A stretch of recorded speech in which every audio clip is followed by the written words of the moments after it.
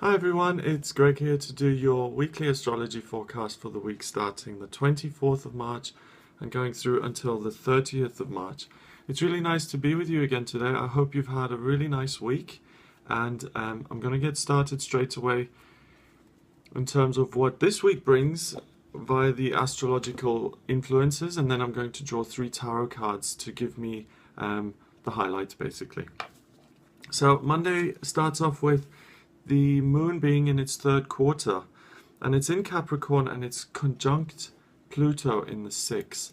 And what that means is that there's going to be a lot of friction between people I feel that you work with, and there's going to be a real jostling and kind of desire of people and for people to transform their own position. So I really sense that there's going to be a lot of ambition, a lot of kind of elbowing each other out of the way, and I just like you to be aware that I see the possibilities for some real friction between people.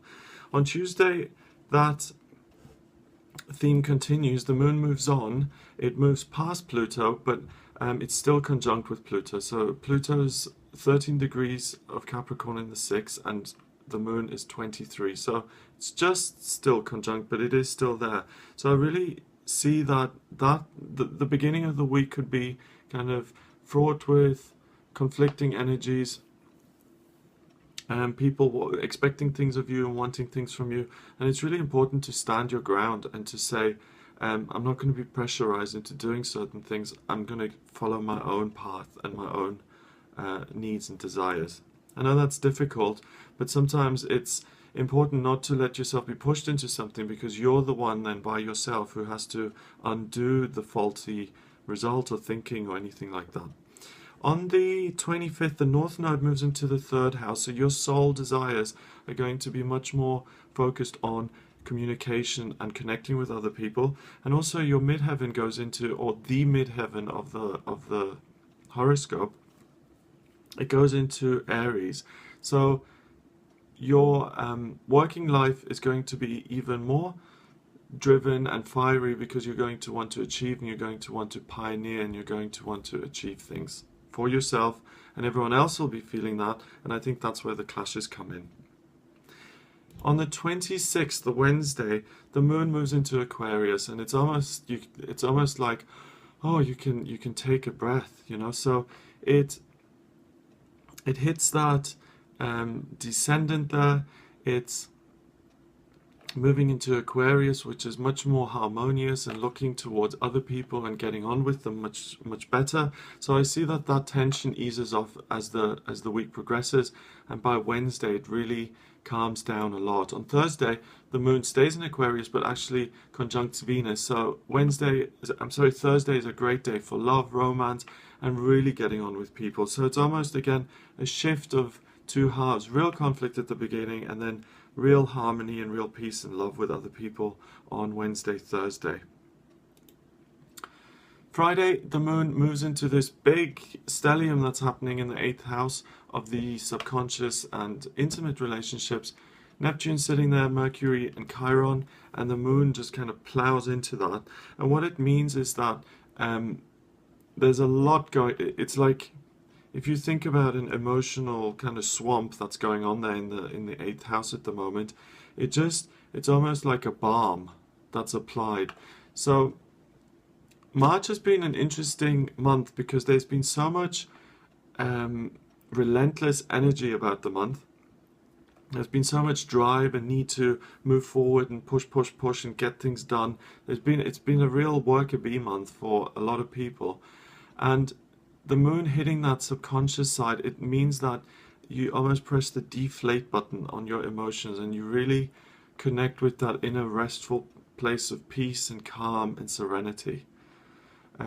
So really on Friday you're able to decompress and unwind really well. So that's nice for the end of the week. The weekend sees a similar theme, but Neptune drops away from that stellium, from that conjunction of those different heavenly bodies. So it becomes more realistic. The outer world kind of leaves you alone more, drops away, and you're not so much in a kind of headspace. Yeah, you come out of your head more and you start to see things clearly again.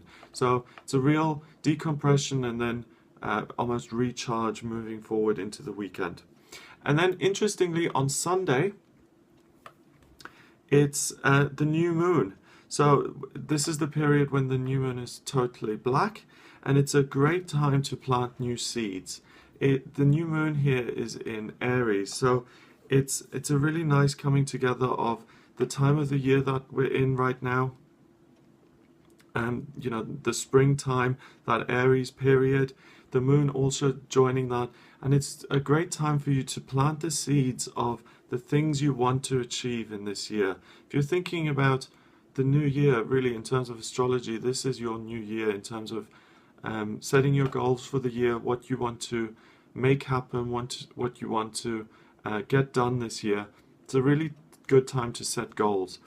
And also what happens on the 30th is that in Europe, or in Britain anyway, the summertime begins, so the clocks go forward or backward. They change anyway. The days become longer and sunnier, and you have more time to be out there and do things, and it's really good. It's a great new beginning. It's a wonderful start, and it's almost like a release. You know, anyone who's been through a European winter knows that when the sunlight comes back, it's like, oh, you know, the life comes back to the world almost. So it's really great. I want to emphasize, plant those seeds of success and joy and love and you know, the visions you have for yourself. All of those things put in place, because it's a wonderful time to really put those in place. If you look at Kabbalah, they're very focused on the new moon as a real time of you know, conception of new ideas and new pathways in your life. And I really share that belief that the new moon is a wonderful time of really setting the scene for what's to come. And if you plant a seed in fertile soil lovingly, then you know the result is a wonderful creature and being that's wanted and has its own life. Whereas you plant something in barren, hard, unprepared soil, you're going to get a different result. So it's really important that I'm going to draw my 3 cards to see what the tarot highlights are for the week.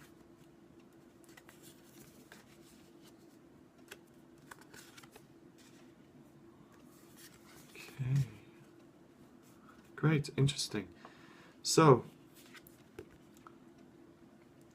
that's a bit glary. There we go. So this is the world. This is unification. This is completion. This is the end of one cycle and the beginning of another.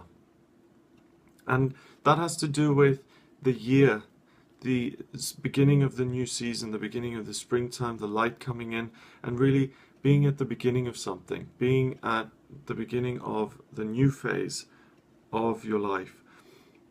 Taurus, you're going to struggle a little bit with this because obviously when you're asked to really change your pace or your speed, it grates a little bit on you. So just be aware that some change is required of you this week, and just go with the flow and be prepared for that and ease your way into that. The next card is the Magician, and that is so fitting for the time of the year. The Magician is the first card of the major arcana, and it's not a new beginning. That's the Empress, that's the 3rd card. This is 2 steps back, is when the thought of a new beginning comes around. And this has to do with the time of Aries, this has to do with the springtime, this has to do with the new moon. Think about what you want to begin. Think about what new starts you want to engage with and connect with. So it's that preparing to act, preparing to move out into the world. And the Magician is the Sun. The Magician is Leo. Leo, you're really going to have some wonderful ideas to contemplate, to choose which ones you want to bring out into the world, and you're really going to be at the top of this list. The other fire signs, of course, as well, Sagittarius, Aries, this is really your time. This is when your element is really at peace. in its own, feels very comfortable with the energy that's around, and it's a good opportunity for you in particular to plant those seeds. Finally, the Wheel of Fortune. Circumstances changing, and I've talked about change a lot here now, the change of the seasons. Capricorn, you, like Taurus, have to make space for that change in your life. You are very focused on what you're doing. You've got your mission, you've got your plan. You would have really benefited from this Virgo, this full moon Virgo energy that was around recently. But it's time now for you to engage with the fire, to act as a support, as a foundation for those ideas to come up and for that fire to transform you and to alter you and to get your pace going into a different direction. So you need to be aware and open to that as well. So shift gears a little bit, change your perspective around, maybe consciously be aware that you need to be flexible. That's really what I see for this week. It looks like a really busy week. I've mentioned the conflict, I've mentioned the harmony, it's all in there this week. It's really, it looks really positive. There's room for growth, there's room for expansion, and there's a real sense and opportunity for rest and peace in the middle of the week, which is wonderful. If you'd like a personal reading with me, you can get in touch with me by sending an email. The address is readings@gregoryscott.co.uk. You can find me on Facebook, facebook.com/GregoryScott444. The website, of course, gregoryscott.co.uk. And you can leave a comment down below on this video. So there are many ways to get in touch with me. I hope you have a wonderful week. Thank you for watching this video, and I'll speak to you soon.